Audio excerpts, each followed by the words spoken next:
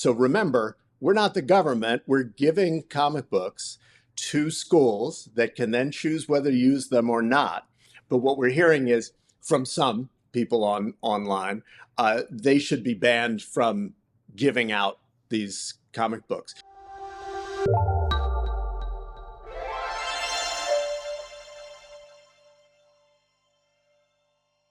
Welcome to The Stakes.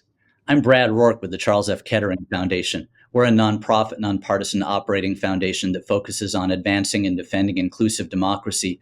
Today, we're diving into free speech and book bans. Joining me are Alan Jenkins, professor of practice at Harvard Law School and creator of the graphic novel 1/6, which poses the provocative question, what if the January 6th insurrection had succeeded? And Yelena Litvinov, co-founder of STROIKA, an organization dedicated to supporting grassroots movements against authoritarianism worldwide. Alan and Yelena, thank you for being here. Thanks so much for having us, Brad. Pleasure to be here. Alan, let's start with you. Full disclosure, the Kettering Foundation is a proud supporter of the 1/6 graphic novel series. What inspired you to create 1/6 as a graphic novel rather than as a more traditional academic paper? So 1/6 is a comic book series. We call it a graphic novel to sound more highfalutin, but basically it's a comic book series. And as you noted, it asks the question, what if the January 6th, 2021 insurrection had been successful? So, like so many other people, I watched in horror as the Capitol was attacked that day, as we came very close to the toppling of our democracy. And then I watched in even greater horror in the weeks and months to come when there were so many attempts by insurrectionists. And so I wanted to tell that story. And, I'm a law professor, so I could have written a law review article. It would have been read by tens of people who already agreed with me. But I'm also a comic book head, and I know the power of popular culture. It's a space that I've worked in for a long time.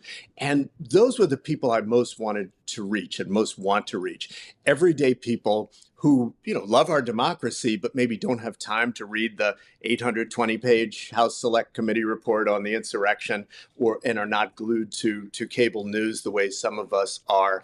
And so I reached out to my now co-writer, Gan Golan, who is a very successful graphic novelist. We hired a bunch of artists and we were off. And this series has struck a nerve. It's been much more both popular and resonant with audiences than I had even hoped. In a moment, I want to get to the nerve it struck. But Yelena, on this topic of like innovative approaches and cultural approaches, your organization supports anti-authoritarian grassroots movements globally. How important is creative storytelling and the use of culture in mobilizing people against authoritarianism? It's absolutely critical, which is why I was really excited to see this graphic novel. And I think in the current environment of AI-generated news, people feel skepticism around what they can and should believe. So there's a kind of a attack on just truth and the space of facts that we're accustomed to trusting. And that's where culture steps in and plays a really critical role because you get to people's emotions. Alan, you're distributing the 1/6 graphic novel series to high schools across Pennsylvania, a state that's both pivotal in American democracy and notable for recent book bans. What kind of response have you received from schools and libraries so far? We picked Pennsylvania because it's the birthplace of democracy. It was the first state to begin to abolish slavery, but it also is one of the top 5 states for book bans. And so far, we've been getting, a mix of excitement and love and hate. Just in the last couple of days, I've had individual teachers and librarians in Pennsylvania reach out because of the press that our effort has gotten and said, hey, would love to have this series. I hear you're giving it away. Can you give our class, 30 copies, which we're doing. So that's been really gratifying. Along with the love there, we're getting a lot of hostility. Even the hostility is telling. So some people saying, this should be banned. So remember, we're not the government. We're giving comic books to schools that can then choose whether to use them or not. But what we're hearing is from some people online, they should be banned from giving out these comic books. Yelena, you wrote a blog post for Kettering about censorship, speaking of truth, saying book bans are not just a red state problem. Why not? Well, this was actually, back in, I think, March of this year, there was a New York City public school that had thrown out a bunch of books that were deemed, of controversial topics, simply meaning that they were covering, issues of race or LGBTQI issues. But it really was a little bit too stark of an echo of what I have seen working in countries of the former Soviet Union for the last, decade and a half of my career. It was both great and really powerful and very upsetting to read the graphic novel and to see things that, on the one hand, feel so outside of our current realities, but also feel quite realistic. And I was particularly struck by the scene where the news station is raided in the middle of a broadcast. And it brought me right back to actually the raiding of the Russian independent news station NTV, which back in the year 2000, it was raided by the federal tax authorities. When those offices were raided, it was originally under pretext of financial malfeasance. And so I think one lesson that memory brought back to me is that sometimes these, often actually, what we've seen in other countries is these shutdowns of independent media, of independent civil society, of activist organizations. It doesn't have to be so egregiously, 1984, they come in and arrest everyone just for what they say. In fact, you can make use of things like IRS regulations. You make use of kind of bureaucratic rules and laws and basically bury folks with audits and financial checks and legal checks. And the whole staff ends up kind of responding to these charges, these kind of administrative attacks, to the point that it slows down the activities of the organization basically to a crawl, and in effect censors them without you having to outright issue any kind of law or edict directly censoring that organization. So we need to be aware of the kinds of tools that are used that might not be as overt as we sometimes see in a lot of dystopian fiction. Yelena, so true. And it makes me think of, in the Jim Crow segregated South in the 1950s and early 60s, which was, of course, an authoritarian regime or a set of regimes, state by state. One of the things that a number of states did was to go after organizations like the NAACP, on tax grounds or demanding their donors, their donor list, which of course, and their membership lists, which of course was for purposes of harassment.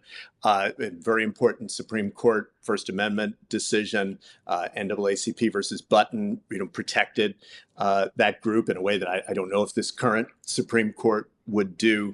The famous defamation Supreme Court case, New York Times versus Sullivan, was actually a fundraising ad that Martin Luther King Jr. and the Southern Christian Leadership Conference ran. And a Southern sheriff sued them for defamation, arguing that they got it wrong. And the fines the verdict would have crippled the organization had not the U.S. Supreme Court stepped in. So what you're describing, the death by 1,000 cuts, legal harassment, and the use of bureaucracy to oppress, really hits home. I've seen it. Yeah. And it still continues to be the case in other places, but also here in the U.S. I mean, we've had talks of, in congressional hearings of folks saying, hey, we need to look at who's funding these causes. And this vilification of, it's really interesting that you mentioned donor rolls, but it's this going after who's contributing money. That's a tool that we're seeing in so many places. And it's exactly, as you said, legal attacks, kind of misuse of the law that is a big risk that I think a lot of activists in the U.S. today are underestimating. Yeah, if I could just quickly add to that, regarding the comic book series, 1/6 is a nonpartisan effort. We started it before we knew who would be running for president. We will continue it after the election. And I think, whoever wins in November, authoritarian, instincts and, ideology are going to be with us for a long time. Certainly between election day or whenever a winner is declared and the counting of the electoral votes, which I think will again be on January 6th, 2025, is going to be critical. And, the months after that, because the authoritarianism, the anti-Semitism and white nationalism and bigotry, the Christian nationalism, and the disinformation are all going to be with us. So we need to build those protections, including our own preparedness for, resistance, right? To resist authoritarianism, irrespective of who wins in November.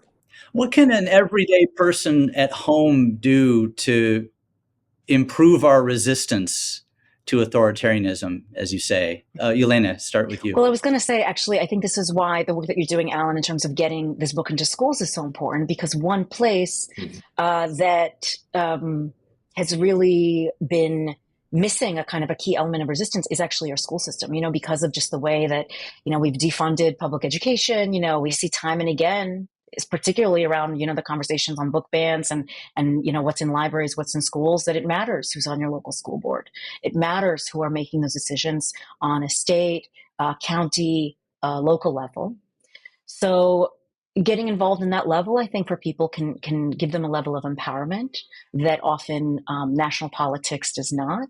So I think that's one. The second is to really continue to seek out and support independent media in all of its creative forms. This is, I think, the number one place where we can continue to hold on to truth.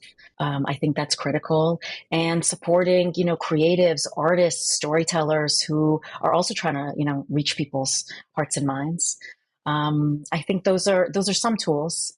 There are others, but I've said a lot. I want to hear from Alan on this too. So yeah, art and actually joy are definitely critical.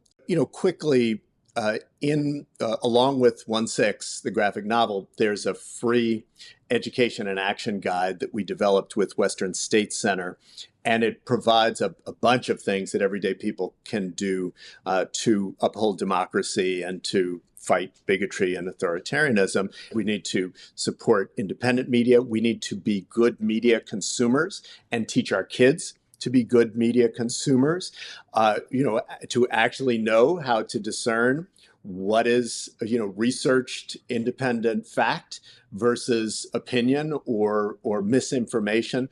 So, those are just a few more things, but I think there is lots that everyday people can do. I think that's a great point. If I can just add on to that, because I love, Alan, that you mentioned joy. And I think this piece of, authoritarians really trying to make us hopeless and despairing that's part of saying, well, everything is so bad now, but let's go back to some time in the past. Let's, make everything great again. Well, nothing was great. We all know it was not great. But it's this kind of a fake rewriting of history. And this is why this piece is critical around, how we tell history, how we actually tell our story and look history in the face, even if it is not such an attractive history. There's a second piece to that, which is actually imagining potential futures. And I think it's not hard for folks to tell these actually proud stories about us, ourselves, and our country, and about, the role of immigrants in our society and this, melting pot of a country. We have a lot of these really positive ways to talk about ourselves and the future that we want for ourselves. And those are unifying stories. And those are stories that actually can be joyful. And so I think also seeking out, again, on a local level, those people who are incorporating play and fun and joy into these really kind of core questions about how we are active citizens. No better way to end a conversation about a dystopic future than with joy on the local and state and personal levels. Yelena Litvinov, Alan Jenkins, thank you for being with us on The Stakes. Thank you so much. Thanks so much.